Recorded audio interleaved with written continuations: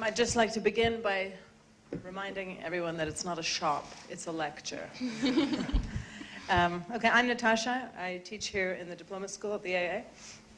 And I'm here to introduce Katerina Scoufaridou and her talk about her side project, which is called, appropriately, Something on the Side. And it's part of what I think has become a really important lecture series at the school called What's Next? And it's, I think, in a way, a forum to present, in some cases, voice all the anxieties that all of us face, more or less kind of every day, like what's next? But also, as you finish your 5 years here at the AA, that graduation day, literally that question is, well, now what's next? And the question is then followed by how you then proceed along that path. Is it linear? Is it bifurcated? Is it parallel? Does it fork? And I think what's really interesting about this particular talk is how it's kind of, the work has been treated and the project has been treated as something that's literally like a creative outlet, aside from all the work that we all do in our daily lives. And it's a way to really experiment and explore something that you throw your kind of whole heart into. And you know, many of us, many of you guys studying here at the AA have always asked that question every year. What's next? What's my next unit? How do I make a decision that will affect a year? How do I make a decision that affects all of my future? And I think particularly as we ask that question every year, trying to figure out how we shape an education, how we shape a life, it's really interesting to think about how you can create a world driven by your work and your work as a side project. And that's something that's, I think, being written about quite a lot in recent years. Famous side projects, two famous side projects have come out of Google, which famously has its employees allowed to work 20% of their time on projects that they're passionate about. So 1 out of 5 of their work days, they're allowed to work on invented projects. That's where Google Labs was founded. Gmail came out of a side project. Google News came out of a side project. Uber famously came out of a side project. For Garrett, who founded at the time StumbleUpon, who then was trying to solve his taxi problem in San Francisco. And so he decided to create an app, which became Uber. And so side projects really have a kind of way of a life beyond, and a life force and a trajectory beyond what you might normally classify as work. And I think it's a really important thing to think about, and why Something on the Side, I think, is a really important way to talk about the ways in which an architectural education and practice can move outside of the office. Specifically, Something on the Side and Katerina's work is the very definition of how to take an idea and work on it on many parallel tracks and more than one line of investigation. So she took her 5th-year thesis, originally interrogating the way we see some of the world's most visited cities, in her case, notably Venice, as predominantly flat. We photograph them, we print them, we see them on our phones, and we many times don't see the city as a real kind of engagement of 3D space. We look at it flatly. And so that flattening of space led her to explore and draw and build narratives into those kind of images, and to build depth into those things. And it's something that's, I think, really elegantly taken on into the side project. Katerina studied here at the A from 2005 to 2011. She completed her excellent 5th-year thesis in Diploma 9, and she currently works at Squire and Partners in London on high-end residential projects. She started this side project 2 years ago, and I look forward to seeing more about it. Please welcome with me Katerina.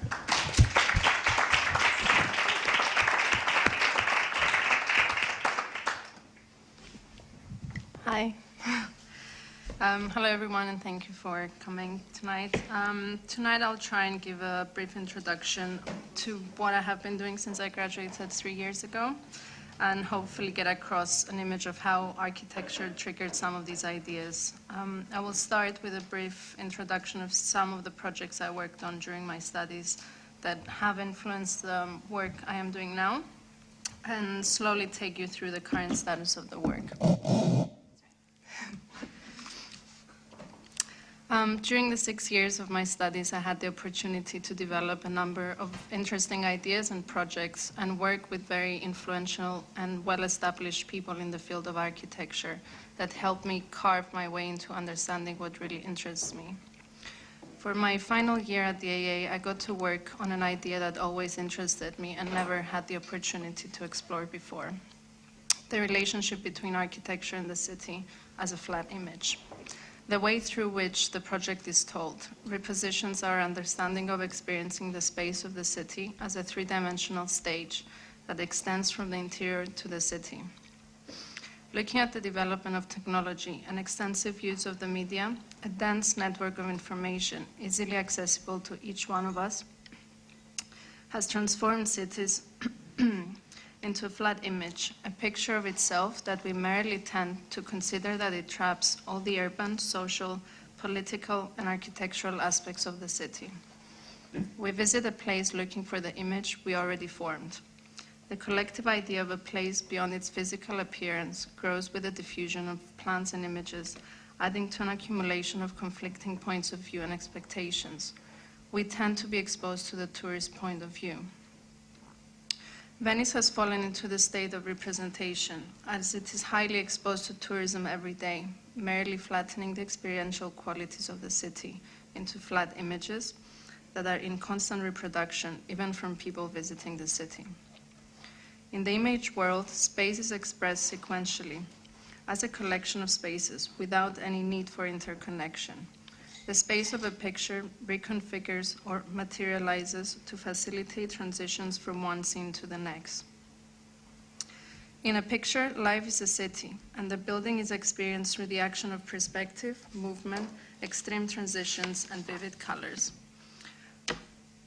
Looking at the corner as the defining point from where we start reading the space, I explored the relationships between space, movement, perspective, and the user, using the corner as the agent for unfolding the three-dimensionality of a space.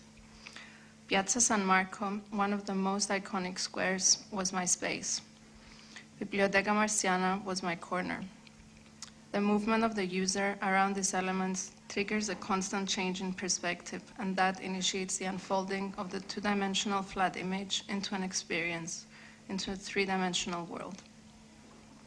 The perfect model that would challenge these notions, the means of collecting, using, and translating information that is gathered through the notion of movement, was a detached city, separated from any urban context and social conditions, floating as a neutral island in the lagoon of Venice. As I set out to describe the project and the unfolding of the city through the experiential qualities and sequences, I used death as a tool to describe this and bring back the life that is lost through its constant exposure to the tourist eye.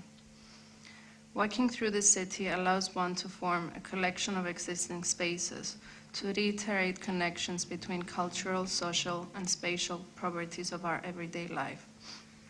By collecting, rearranging, and eventually transforming these fragmented spaces, a new city rises, a city that sets life in motion and creates a bond between the fictional image world and reality. The project is being described as a story, a collection of spaces that sequentially transform to accommodate the ritual ceremony of death, always as experienced by the user in relation to space and the city. After graduating from the AA, I started working at Squire and Partners full-time on high-end residential projects in Park Lane. I was always trying to find a way to explore the ideas in my fifth-year work into another project. When I finally started collecting images from ongoing restoration projects in the old town of Nicosia, and precisely the original ceramic tiles that were either replaced or reused in many renovations. So I started developing a number of drawings and patterns to explore the ideas of tiles. These were first developed as a single tile pattern.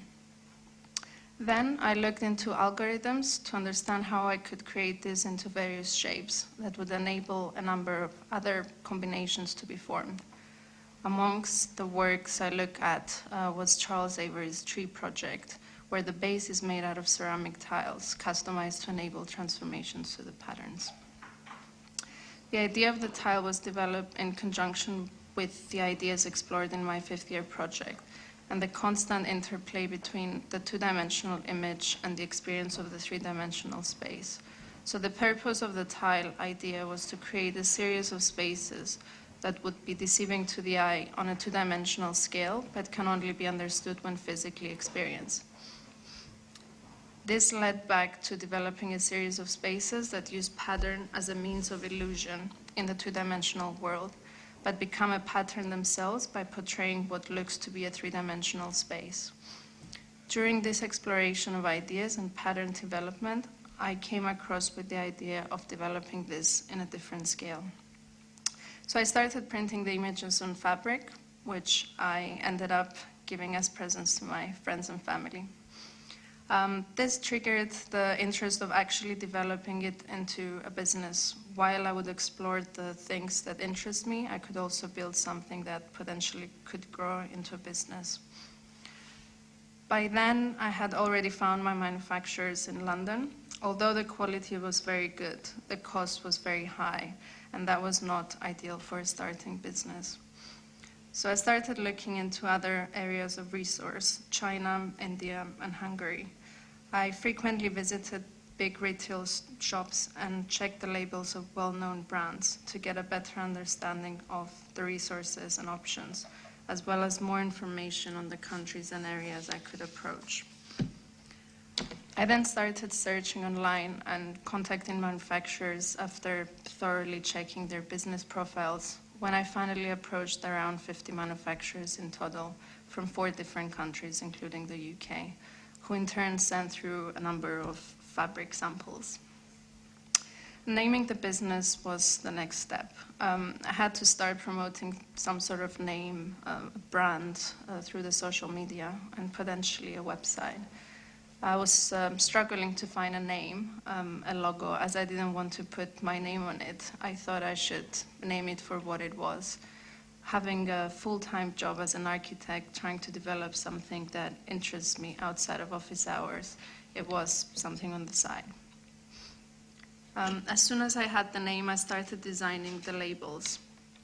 After receiving all the fabric samples, I narrowed it down to 5 manufacturers from China and India, and sent my files through to create samples, get a better sense of how the designs look like on their fabrics. Amongst all, I received around 50 sample prints on a number of different fabrics. To narrow it down to ideally 1 or 2, I looked into each manufacturer's machine template and how the designs can be adjusted to ensure minimum waste of fabric. So the bigger their machines, the more area it gave me to explore the shapes. Although each drawing affects the shape and size of the final project, I had to put together a template catalog for the sizes I would be working with that most fit my preferences in the chosen printing machines. Therefore, using these templates, I started implementing new drawing ideas.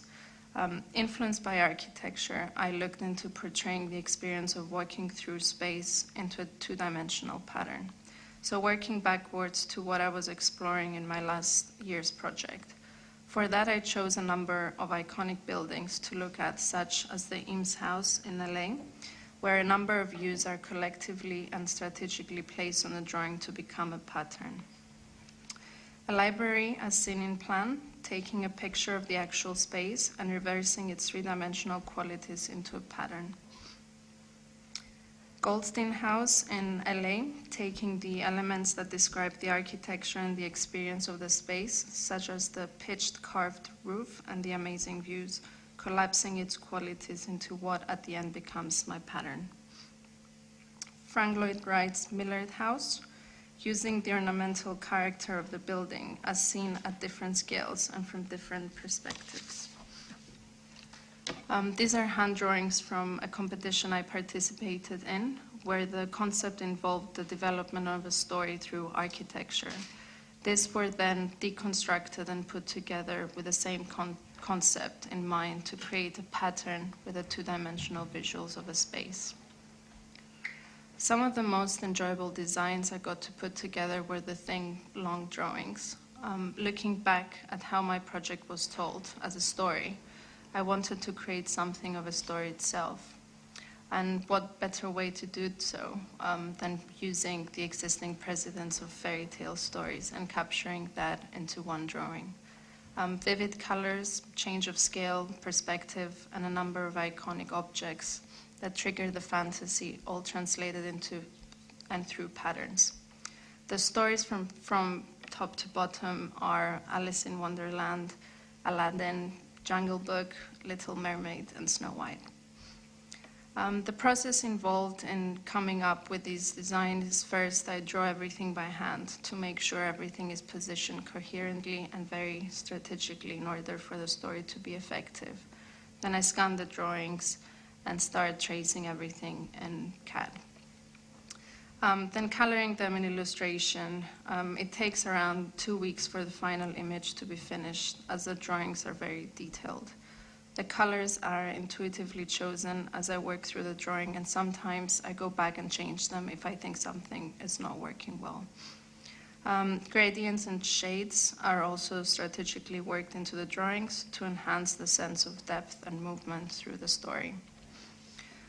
Up to the development of the designs, everything was under control, but actually getting the product made, especially in another country, made things very complicated. And one thing that I've learned by working in a big office, such as the one I am currently at, is attention to detail, and that specifications are the key element of getting things done as designed.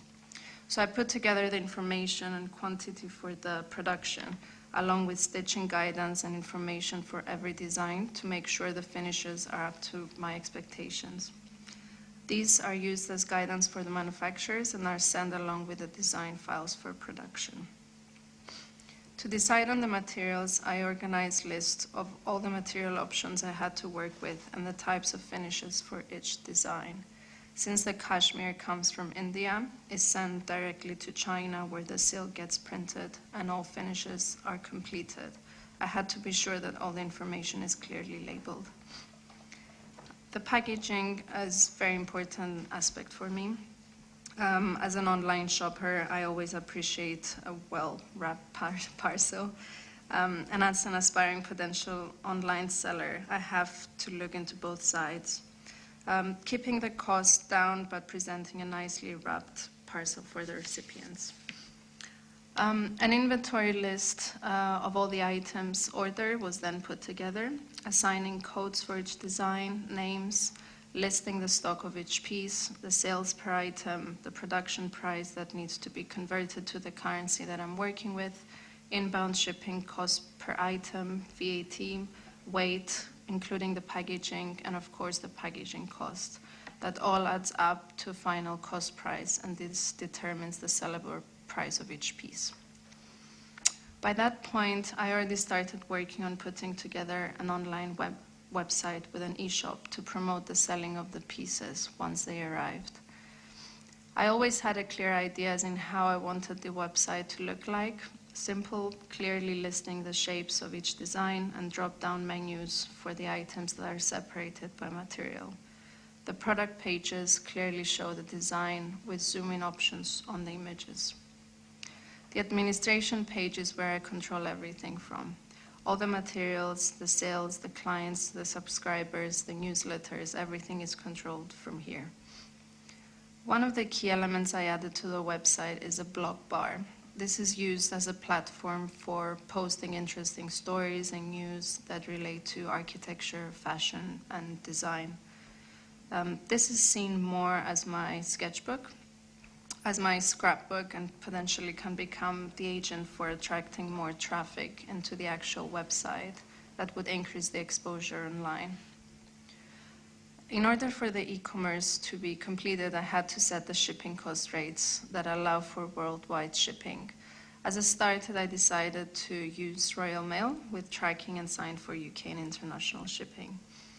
I already have calculated the weight of each product with the packaging included, and I knew the weight I would be looking at.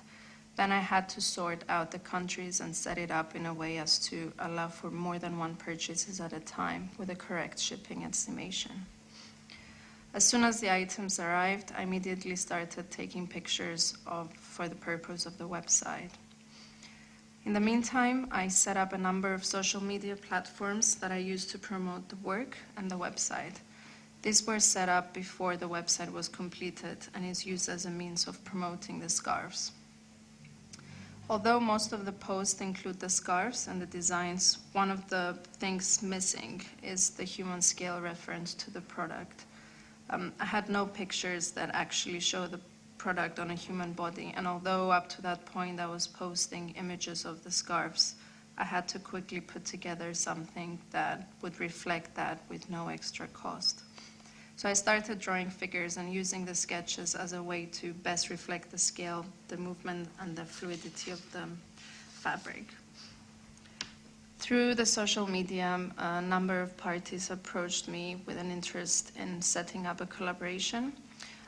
Although this is still very new, I am delighted to have the pieces featured in 2 stores in Cyprus and potential collaborations in New York and the UK, as well as taking this further into full garment and collection designs. I am also currently looking into into fabric painting for small pieces like bow ties, and further exploring the ideas into more structured pieces, looking into the work precedents of Jules Weibel and Sonia Deloni. Since our website is now up and running, it allows for the outstanding items to be further developed, first of which is to organize a photo shoot to promote the designs on the human body scale for reference. That is essential when selling online. A number of storyboards are put together, and this allows me to get a clear, structured picture of how I want the end result to be, and also helps me keep track on of the ideas.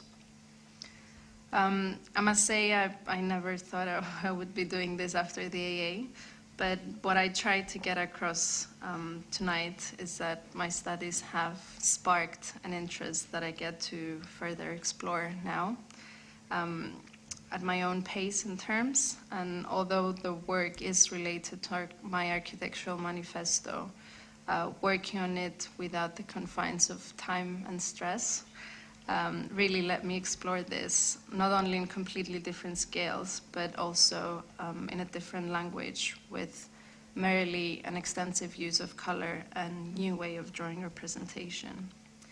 I hope I gave you guys a clear idea of how this was developed, and hope you enjoyed it. Thanks for coming, and if you have any questions.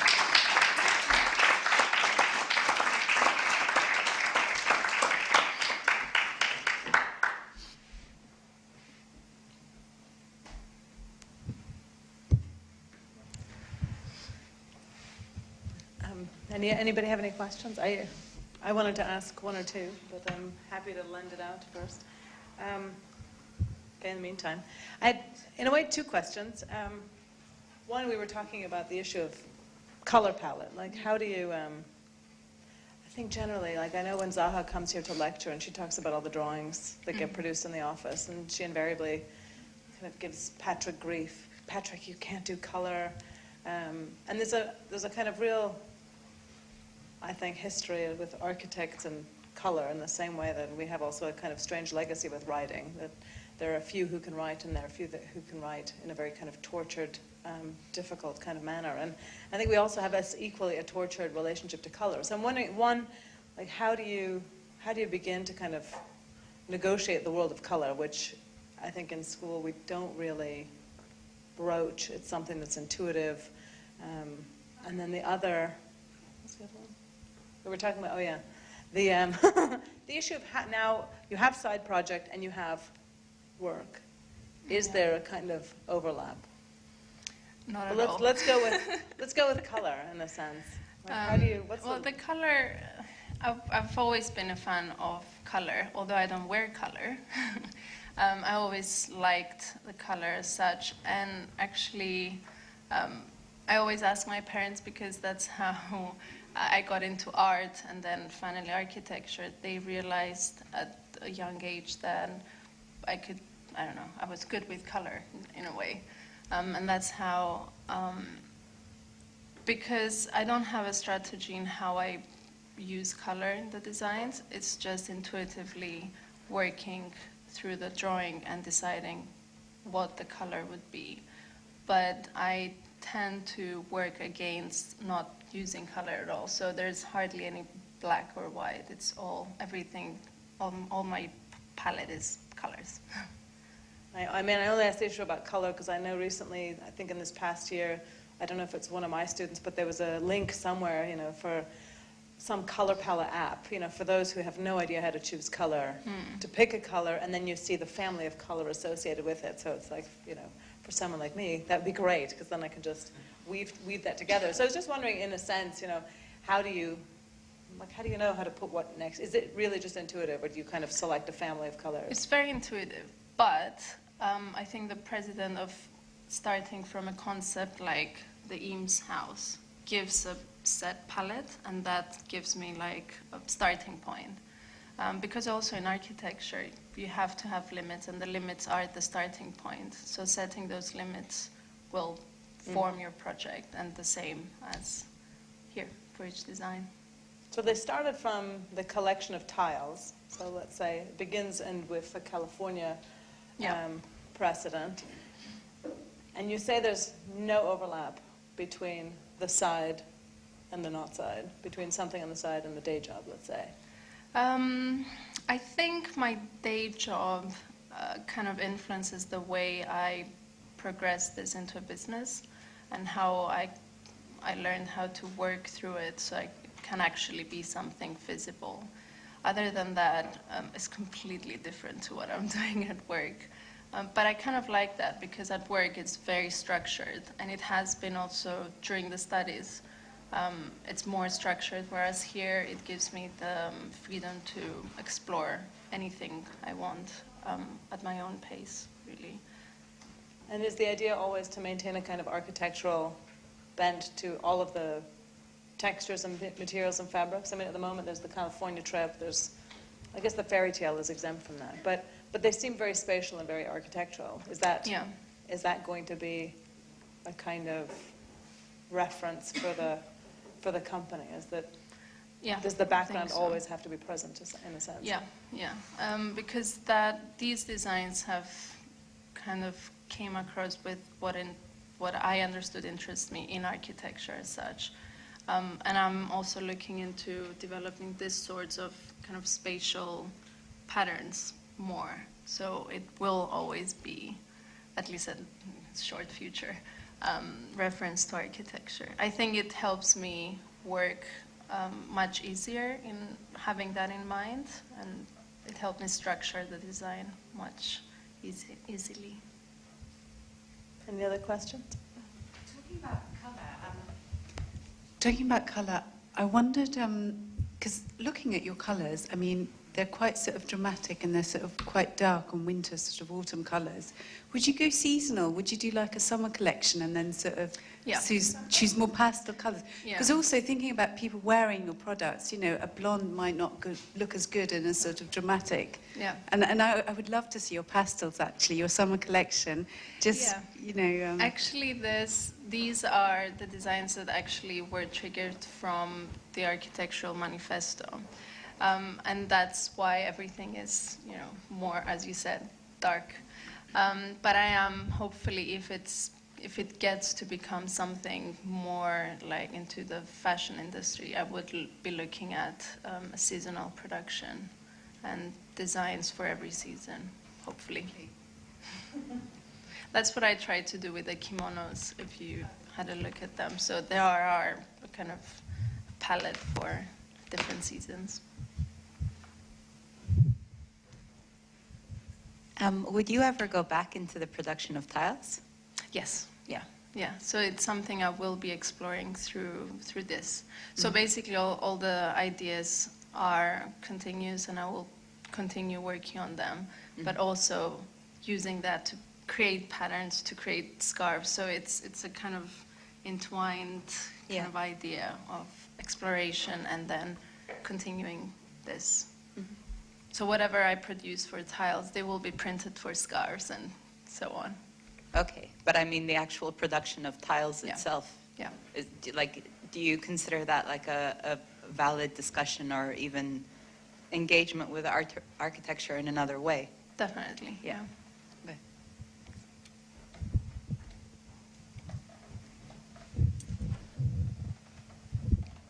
My question's not really artistic, it's more on the logistics side of it. I know that the shipping is always something that does have to like add on to everything. How did you go around having to be able to comply with worldwide shipping? Yeah, and a constant price for it as well, but then covering your costs at the same time? Because I know it's a challenge. Yeah, so you mean when I ship them? Because you did say you started using Royal Mail, but I know that probably, I don't know, it's always really hard to find the best option. Well, for now, because it's a starting business, that's why I decided to use Royal Mail, and they have fixed prices for all the countries. But the thing I had to work with was calculating the weight with all the packaging and kind of having this set up on the actual website. So if a person orders more than one, then it would immediately calculate the total weight and then calculate the setup price. That is all part of the administration page. And in terms of the weight, I know that possibly you started thinking that maybe your box needs to look different or be lighter, or did that influence how you designed your packaging? And I started looking into lighter options, but eventually I decided on the one I showed, just because presentation is really important, and it didn't really make a difference. So I did go through a process of choosing some sort of packaging in terms of weight. But at the end of the day, I chose the best option for what it gave me, and without any extra cost. Good choice.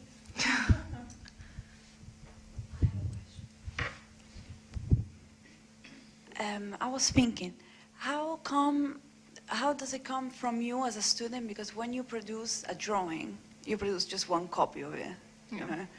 But like, how you got into this production mode of like, do you think that if you would produce just one drawing in one scarf, would it be more, let's say, special? Would it acquire a difference as an artistic project, or did it come natural for you to produce the same drawings in several colors, different colors?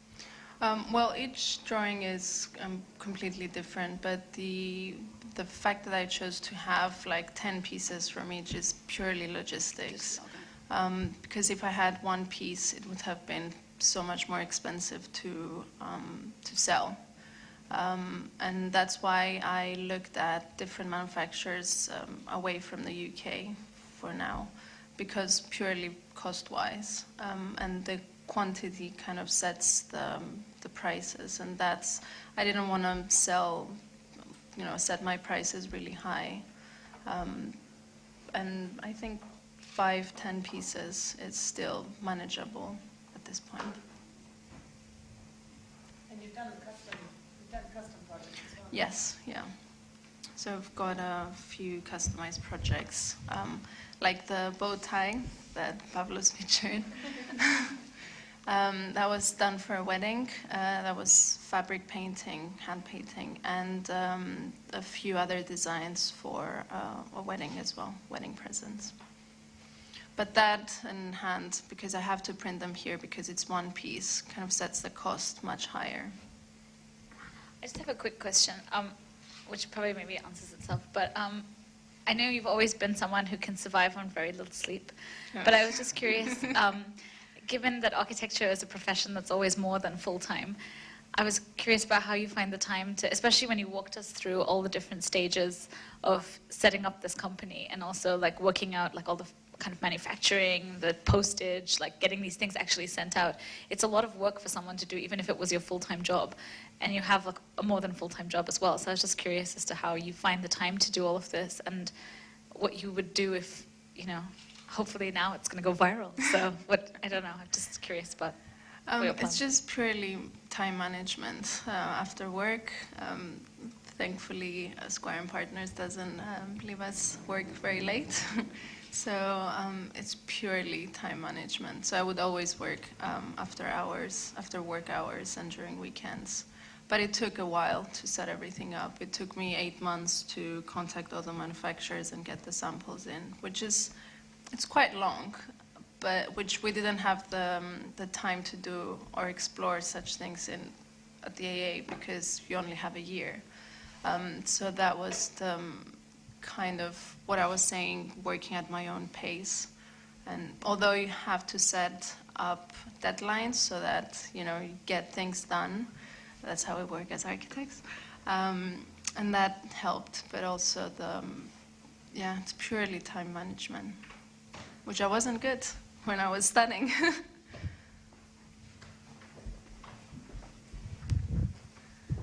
Hi.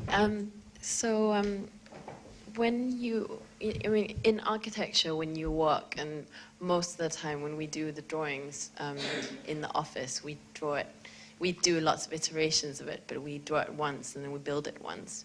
Whereas when you're doing the scarves, when the lady was talking about like reprinting, and being able to replicate and sell that kind of continuously. You have that as your mold almost, and then you can sell it. Do you think that it's some kind of an outlet for you? Like, do you feel like it feels rewarding in that way that you're able to do that on the side of what you do in architecture, where it's just kind of this one thing that you build and that's it. You kind of not throw away the drawings, but you file them. Yeah, definitely. And I think that's the nice thing about working at a different scale, because it allows you that rewarding feeling much easily, and having to work back on it and reproduce it and reuse it. I think it's really, really nice. And although finishing a drawing, it's really rewarding looking at it, being produced and being sold. I think it's quite nice. And that's the difference between the architectural scale and this sort of scale. And I think that gives me the satisfaction that I don't get from, working in architecture.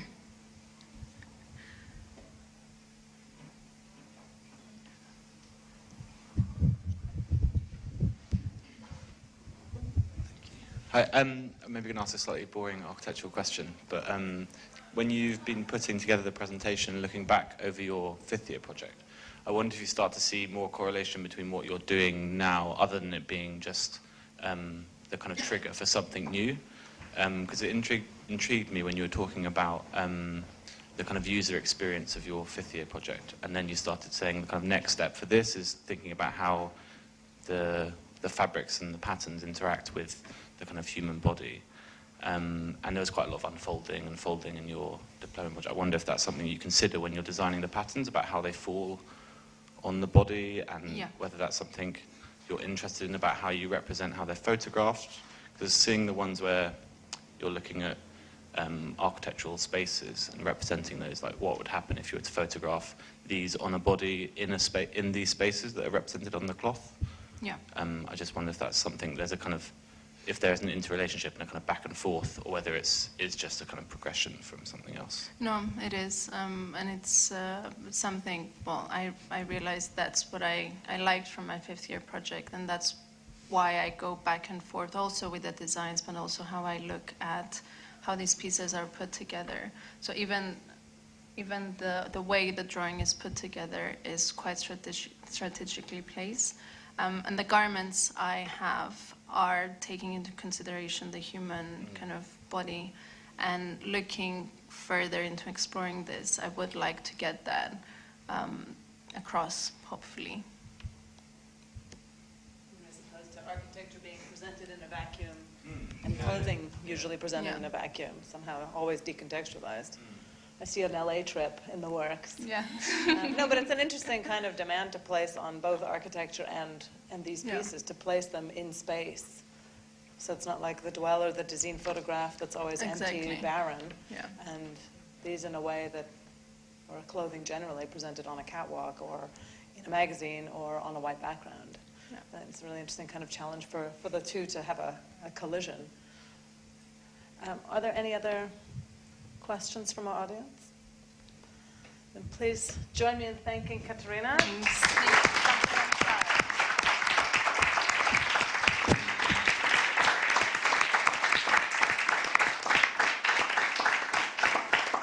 Thank you guys for coming.